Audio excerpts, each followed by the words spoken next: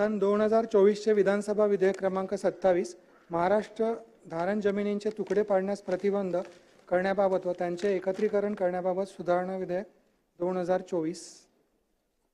महोदय, सन 2024 विधानसभा विधेयक क्रमांक 27 महाराष्ट्र धारण जमिनींचे तुकडे पाडण्यास प्रतिबंध करण्याबाबत व त्यांचे एकत्रीकरण करण्याबाबत सुधारणा विधेयक 2024 विचारात घेण्यात यावे असे मी आपल्या अनुमतीने प्रस्ताव मांडतो।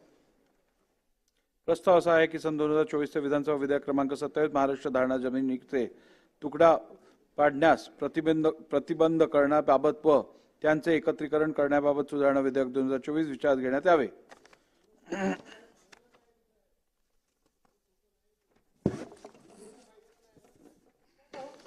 सामान्य माणसासाठी अध्यक्ष महोदय, भास्करराव सन्मान्य सदस्य, म्हणजे अतिशय तुकडेबंदी पद्धत सुलभ व्हावी या संदर्भात हा सुधारणा करण्यात आलेली आहे।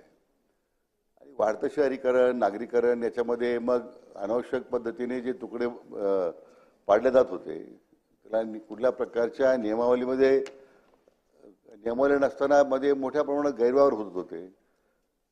त्याची रक्कम जी होती नियमित करण्याची ती 25% आपण करण्यात आली होती, ती लोक भरत नव्हते, पर्यटकांच्या 25%। आणि म्हणून त्याच्यामध्ये सुधारणा होण्याकरता प्रत्येक जिल्ह्याला एक क्षेत्र ठरवून दिलेलं आहे, कारण जिल्ह्याचं क्षेत्रफळ विदर्भामध्ये क्षेत्रफळ जास्त आहे, मराठवाड्यात जास्त आहे, कोकणामध्ये कमी आहे। तर प्रत्येक जिल्ह्याच्या क्षेत्रफळाप्रमाणे त्याची आपण तुकडेबंदीचे आणि त्या ठिकाणी त्याला मान्यता दिलेली आहे। जी सुधारणा अध्यक्ष महोदयामध्ये करण्यात आलेली आहे, कारण त्यामध्ये विशेष करून मग ह्या तुकडेबंदी होताना अनियमित झाल्यामुळे 7/12 दस्त नोंदले जात नव्हते। त्यामुळे लोकांना मग कर्ज घेणं, त्या पद्धतीने त्याचे मालकी हक्क निर्माण करणं या संदर्भामध्ये अडचणी येत होत्या। अध्यक्ष महोदय, ह्या विशेष करून आता जे शहरीकरण झालंय मोठ्या प्रमाणात त्या भोवताली गावांमध्ये सुद्धा गुंठेवारीचं नाही, म्हणून अध्यक्ष महोदय यासाठी सुधारणा करणं आपण सुचवलेली आहे। विशेष करून याच्यामध्ये 2017च्या तुकडेबंदी विरुद्ध व्यवहार नियमानुकूल करण्याच्या दृष्टीने आपण 25%चा नियम केला होता रेडिग्नरचा, पण कोणी भरत नव्हतं, म्हणून 25%ची रक्कम ती 5% करावी असं प्रस्तावित करण्यात आलेलं आहे।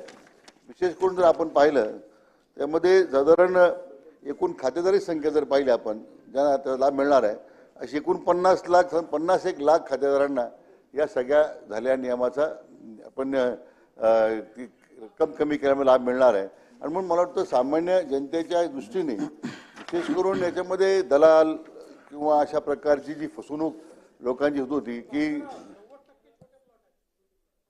आणि मग आम्ही नियमित करून देतो, सबरेस्टकडे घेऊन जातो अध्यक्ष महोदय, म्हणून ते नियमानुकूल करायचं आणि सामान्य लोकांचा लाभ द्यायचा या तुकडेबंदीमध्ये। आणि त्याची आपण आता त्याची मर्यादा वाढवली त्यामध्ये तुकडेबंदी करताना। त्यामुळे अध्यक्ष महोदय या विधेयक आपण संमत करावं अशी मी सभागृहाला विनंती करतो। तुकडेबंदीसाठी आपण क्षेत्र वाढवलेलं आहे की जी पेनल्टी होती ती कमी केलेली आहे? आपण अध्यक्ष महोदय आपण म्हणजे बागायत क्षेत्रासाठी 20 गुंठे ते 40 गुंठे असं म्हटलं होतं आपण, आणि जिरायत क्षेत्रासाठी 1 एकर ते 2 एकर असे क्षेत्र निश्चित केलं आहे। प्रश्न असा आहे की सन 2024 विधानसभा विधेयक क्रमांक 27 महाराष्ट्र धारण जमिनीचे तुकडे पाडण्यास प्रतिबंध करण्याबाबत व त्यांचे एकत्रीकरण करण्याबाबत सुधारणा विधेयक 2024 विचारात घेण्यात यावे। अनुकूल असतील त्यांनी होय म्हणावे, प्रतिकूल असतील त्यांनी नाही म्हणावे। होयचे बहुमत आहे, विधेयक विचारात घेण्यात येत आहे।